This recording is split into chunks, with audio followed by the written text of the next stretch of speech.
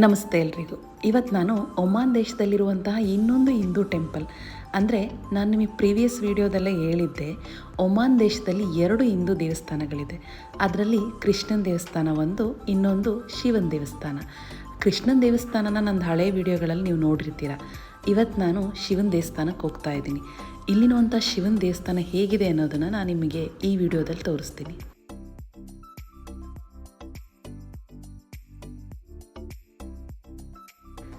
ನೀವಿವಾಗ ನೋಡ್ತಾ ಇರೋದು ಮತ್ರ ಅನ್ನೋ ಒಂದು ಪ್ರದೇಶ. ಇದು ಮಸ್ಕಟ್ಟಲ್ಲಿ ತುಂಬ ಫೇಮಸ್. ಇಲ್ಲಿ ಮತ್ರ ಫೋರ್ಟ್, ಗೋಲ್ಡ್ ಸೂಕ್, ಫಿಶ್ ಮಾರ್ಕೆಟ್ ಇದ್ರ ಬಗ್ಗೆ ಎಲ್ಲ ನಾನು ನಿಮಗೆ ಇನ್ನೊಂದು ವಿಡಿಯೋದಲ್ಲಿ ತಿಳಿಸ್ಕೊಡ್ತೀನಿ.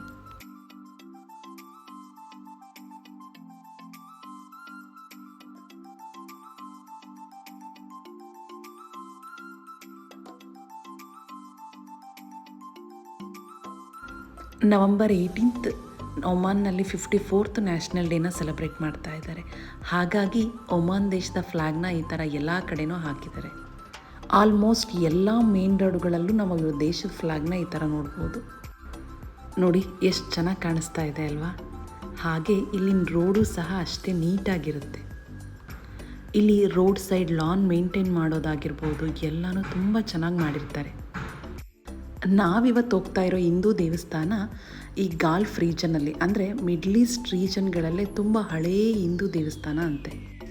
ಈ ಶಿವನ ದೇವಸ್ಥಾನದಲ್ಲಿ ಗಣೇಶನ ಹಬ್ಬದ ಟೈಮಲ್ಲಿ ಗಣೇಶನ ಸಹ ಇಲ್ಲಿ ಕೂರಿಸಿ ಹಿಂದೂಗಳು ತುಂಬ ಚೆನ್ನಾಗಿ ಸೆಲೆಬ್ರೇಟ್ ಮಾಡ್ತಾರೆ. ಹಾಗೆ ಶಿವರಾತ್ರಿನೂ ಸಹ ತುಂಬ ಜೋರಾಗಿರುತ್ತಂತೆ.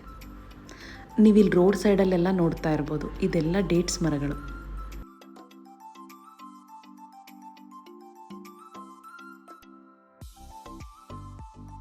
ಈ ಶಿವನ ದೇವಸ್ಥಾನ ನಾವಿರೋ ಜಾಗದಿಂದ 30 ಕಿಲೋಮೀಟರ್ ದೂರದಲ್ಲಿದೆ.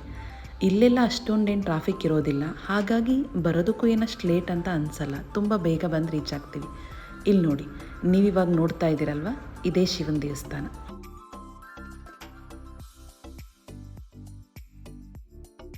ದೇವಸ್ಥಾನದ ಮುಂಭಾಗದಲ್ಲಿ ಅಭಿಷೇಕಕ್ಕೆ ಹಾಲು, ದೀಪಕ್ಕೆ ಎಣ್ಣೆ, ತೆಂಗಿನಕಾಯಿ ಎಲ್ಲ ಸಹ ಇಲ್ಲಿ ನಮಗೆ ಸಿಗುತ್ತೆ. ನೀವಿಲ್ಲಿ ನೋಡ್ತಾ ಇದ್ದೀರಲ್ವ, ಇದೇ ದೇವಸ್ಥಾನದ ಮುಖ್ಯ ದ್ವಾರ. ಈ ದೇವಸ್ಥಾನದೊಳಗಡೆ ಬರ್ತಾ ಇರೋ ಹಾಗೆ ನಮಗೆ ಮೊದಲು ಕಾಣೋದು ಈ ದೊಡ್ಡದಾಗಿರುವಂಥ ಒಂದು ಆಲದ ಮರ. ಹಾಗೆ ದೇವಸ್ಥಾನದ ಒಳಭಾಗದಲ್ಲಿ ಇಲ್ಲೊಂದು ಬಾವಿ, ಹಾಗೆ ನಂದಿ ಬಾಯಲ್ಲಿ ಸದಾ ನೀರು ಬರ್ತಾನೆ ಇರುತ್ತಂತೆ ಇಲ್ಲಿ ವರ್ಷ ಪೂರ. ಈ ದೇವಸ್ಥಾನನ ತಾತ ಬಾಟಿಯಾ ಅನ್ನೋ ಒಂದು ಕಮ್ಯುನಿಟಿಯವರು ಕಟ್ಟಿಸಿದ್ರು ಅನ್ನೋ ಒಂದು ಇತಿಹಾಸ ಇದೆ. ಇಲ್ಲಿ ನೋಡಿ, ಇದೇ ಆ ಶಿವಲಿಂಗ. ಇಲ್ಲಿ ಅಂದರೆ ಈ ದೇವಸ್ಥಾನದಲ್ಲಿ 3 ವಿಗ್ರಹಗಳಿದೆ. ಒಂದು ಆದಿ ಮೋಟೇಶ್ವರ ಮಹಾದೇವ ಅಂತ, ಇನ್ನೊಂದು ಮೋಟೇಶ್ವರ ಮಹಾದೇವ ಅಂತ 2 ಶಿವಲಿಂಗಗಳು, ಹಾಗೆ ಒಂದು ಆಂಜನೇಯನ ಮೂರ್ತಿ ಸಹ ಇಲ್ಲಿದೆ.